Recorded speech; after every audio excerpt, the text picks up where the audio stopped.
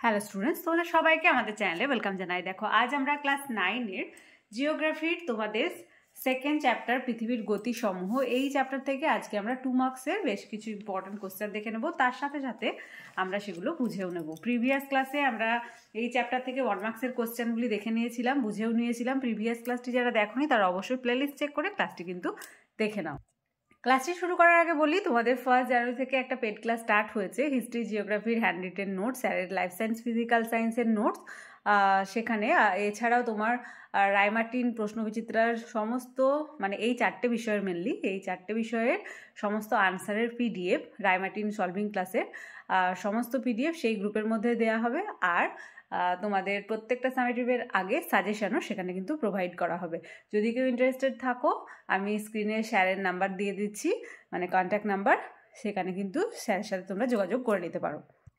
তাহলে চলো দেরি না করে আজকে ক্লাসটি শুরু করি। দেখো, পৃথিবীর আবর্তন গতি কাকে বলে? আমরা ছোটবেলা থেকেই পৃথিবীর আবর্তন গতি সম্বন্ধে জেনেছি। আবর্তন গতি, পৃথিবী তার অক্ষের ওপর সূর্যকে সামনে রেখে প্রায় 24 ঘন্টায় পশ্চিম থেকে পূর্ব, তাহলে সূর্য কোন দিক থেকে কোন দিকে পাক খায় বা ঘোরে, সেটা হচ্ছে পশ্চিম থেকে পূর্ব দিকে একবার ঘোরে। পৃথিবীর এই যে গতি, মানে এই যে ঘোরাটা, সেটাকে বলা হচ্ছে পৃথিবীর আবর্তন গতি।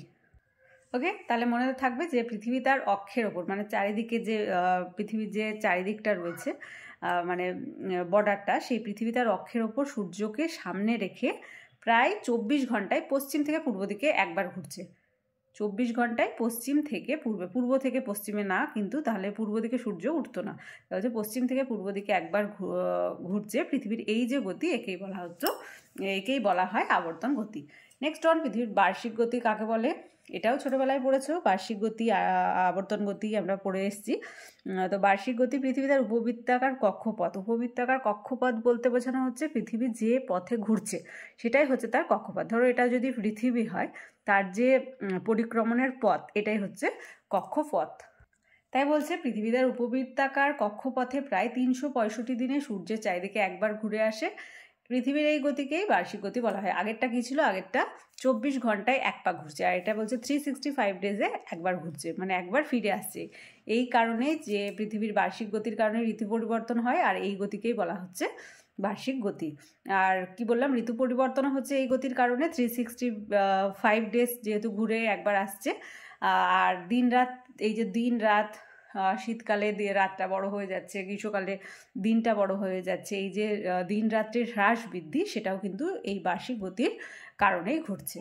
ওকে, নেক্সট ওয়ান, ফেরেলের সূত্র কি? ফেরেলের সূত্র হচ্ছে মার্কিন বিজ্ঞানী উইলিয়াম ফেরেল। দেখো, ফেরেলের সূত্র, এই নামটা শুনেই বোঝা যাচ্ছে যে ফেরেল আবিষ্কার করেছিলেন। তো হচ্ছে মার্কিন বিজ্ঞানী উইলিয়াম ফেরেল 1855 সালে বলেন যে পৃথিবী আবর্তন গতির ফলে সমুদ্র স্রোত আর বায়ুপ্রবাহ উত্তর গোলার্ধে ডান দিকে ও দক্ষিণ গোলার্ধে বাঁ দিকে বেঁকে প্রবাহিত হয়। এটা একটু মাথায় রাখবে যে উত্তর গোলার্ধ মানে উপরের দিকটা নর্থ আর নিচের দিকটা হচ্ছে সাউথ। তো উত্তর গোলার্ধে সমুদ্র স্রোত আর বায়ুপ্রবাহ কি হচ্ছে? ডান দিকে ঘুরছে, মানে ডান দিক দিয়ে বয়ে যাচ্ছে, দক্ষিণ গোলার্ধে বাঁ দিক দিয়ে বয়ে যাচ্ছে। দিক বিক্ষেপ সংক্রান্ত এই সূত্রটি হলো ফেরেলের সূত্র। এটা কিন্তু ভীষণ ইম্পর্টেন্ট। নেক্সট ওয়ান, কোরিওলিস বল। কোরিওলিস বলটাও কেমন, যে 1835 সালে ফরাসি গণিতজ্ঞ গ্যাসপার ডি কোরিওলিস, দেখো আগেরটাও যেমন ছিল উইলিয়াম ফেরেল, এটাও হচ্ছে ডি কোরিওলিস, প্রমাণ করেন যে পৃথিবীর আবর্তন গতির জন্যই একটি কেন্দ্র বহির্মুখী বলের সৃষ্টি হচ্ছে। এটি তার নাম অনুসারে কোরিওলিস বল নামে পরিচিত। কোরিওলিস বলটা তোমরা আরেকটু ডেফিনেশনটা ভালো করে লিখবে, যে পৃথিবীর আবর্তন গতির জন্য ভূপৃষ্ঠের ওপর দিয়ে প্রবাহিত বায়ুপ্রবাহ এবং সমুদ্র স্রোত, এই দুটো মেনলি বায়ুপ্রবাহ, সমুদ্র স্রোত সোজা পথে প্রবাহিত না হয়ে একটু বেঁকে, মানে উত্তর গোলার্ধে ডান দিকে আর দক্ষিণ গোলার্ধে বাঁ দিকে বেঁকে প্রবাহিত হচ্ছে। আমরা সাধারণত ভাবি যে হাওয়া তো সোজাসুজি প্রবাহিত হয়, তাই না? কিন্তু বলছে বায়ুপ্রবাহ যেমন সমুদ্র স্রোত আর বায়ুপ্রবাহ উত্তর গোলার্ধে, এটা কে বলছেন? এটা বলছেন ডি কোরিওলাস, গ্যাসপার ডি কোরিওলাস বলছেন যে উত্তর গোলার্ধে ডান দিকে আর দক্ষিণ গোলার্ধে বাঁ দিকে প্রবাহিত হচ্ছে, মানে বাতাসটা বেঁকে প্রবাহিত হচ্ছে। যে বলের কারণে বায়ুপ্রবাহ সমুদ্র স্রোতের এই দিক বিক্ষেপ ঘটছে, মানে এই যে ব্যাপারটা ঘটছে উত্তর গোলার্ধে ডান দিকে আর দক্ষিণ গোলার্ধে বাঁ দিকে, এই যে ব্যাপারটা ঘটছে, এই যে ঘটনাটা, এটাই তিনি নাম দিয়েছেন কোরিওলিস বল, তার নাম অনুসারেও দিয়েছেন এটা। নেক্সট চলে আসি, ছায়াবৃত্ত। দেখো পৃথিবীর গতিসমূহ থেকে যে সমস্ত কোশ্চেনগুলি রয়েছে এগুলো প্রত্যেকটাই তোমাদের কিন্তু জানো। ছায়াবৃত্ত কি? পৃথিবীর গোলাকার হওয়ায়, আমরা জানি পৃথিবী গোলাকার মানে অভিগত গোলকের মতো, আমরা আগের চ্যাপ্টারে আলোচনা করেছি এই নিয়ে, যে ওপর দিক কিছুটা চ্যাপ্টা ওপর নিচ। পৃথিবী গোলাকার হওয়ায় পৃথিবীর যে অর্ধাংশ সূর্যের সামনে থাকে সেই অংশ আলোকিত হয়। মানে যে দিকটা, ধরো এটা যদি সূর্য হয়, এটা যদি সূর্য হয় তো সূর্য এই দিকে থাকছে, তো এই দিকটা এটা পৃথিবী,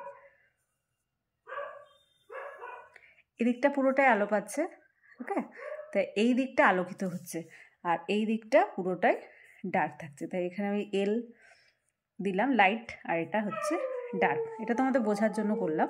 তো আলোকিত অন্ধকারাচ্ছন্ন অর্ধাংশ যে কাল্পনিক বৃত্তাকার সীমারেখায় মিলিত হচ্ছে, তো এই আলো আর অন্ধকার, এই যে আলো লাইট আর ডার্ক, এর মাঝে যে একটা রেখায় মিলিত হচ্ছে, কাল্পনিক বৃত্তাকার সীমারেখায় মিলিত হয়, সেটাকেই বলা হচ্ছে ছায়াবৃত্ত। ওকে,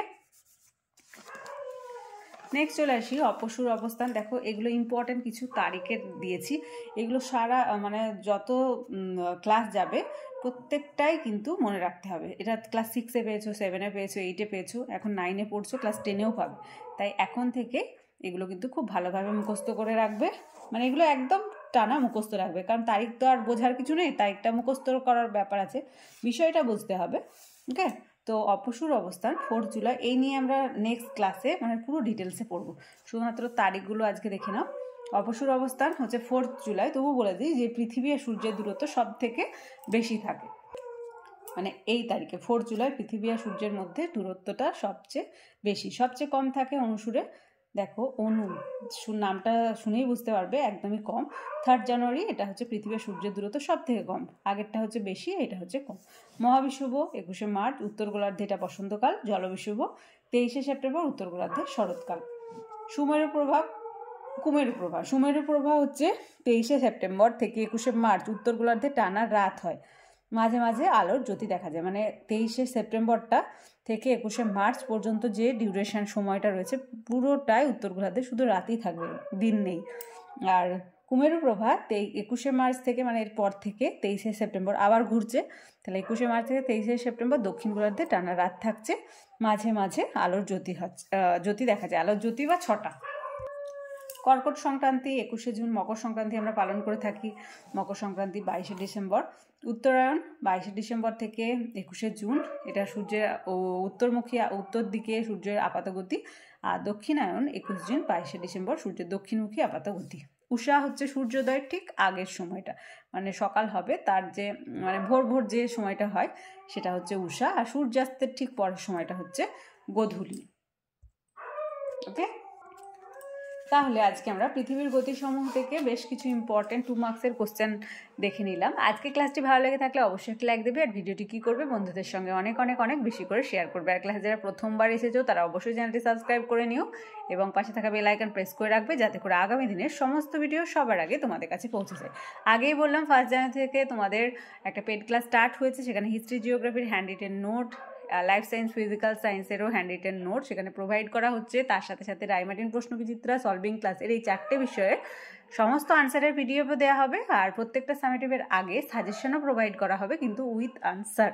আগেরটায় কিন্তু কোনো রকম মানে আগের ইয়ারে যে আমরা সাজেশন প্রোভাইড করেছিলাম সেখানে কোনো আনসার থাকেনি। ইউটিউবের ক্লাসে হয়তো সাজেশন থাকলেও কোনো আনসার থাকবে না, কিন্তু পেড ক্লাসে যেহেতু তোমরা পেড করছো, কোনো এক ন্যূনতম একটা চার্জ দিয়ে তোমরা অ্যাডমিশন নিচ্ছ, সেখানে জয়েন হচ্ছ, এই কারণে তোমরা সাজেশনটাও কিন্তু উইথ আনসারই পাবে। আর শুধুমাত্র এই নোটসের না, তোমাদের যদি কোনো অসুবিধা হয় বুঝতে, ক্লাস তো থাকবে, প্রত্যেকটা চ্যাপ্টার ওয়াইজ ক্লাস তোমরা ইউটিউবে পেয়ে যাচ্ছ, তবু তোমাদের যদি কোনো অসুবিধা হয় তোমরা সেই পেড গ্রুপে জানাবে, অবশ্যই বুঝিয়ে দেওয়া হবে। এছাড়াও তো গুগল মিটের মাধ্যমে, মানে গুগল মিট যেটা রয়েছে অ্যাপটা, সেই অ্যাপের মাধ্যমে তোমাদের কিন্তু লাইভ ক্লাসও গ্রুপের মধ্যে দেওয়া হচ্ছে।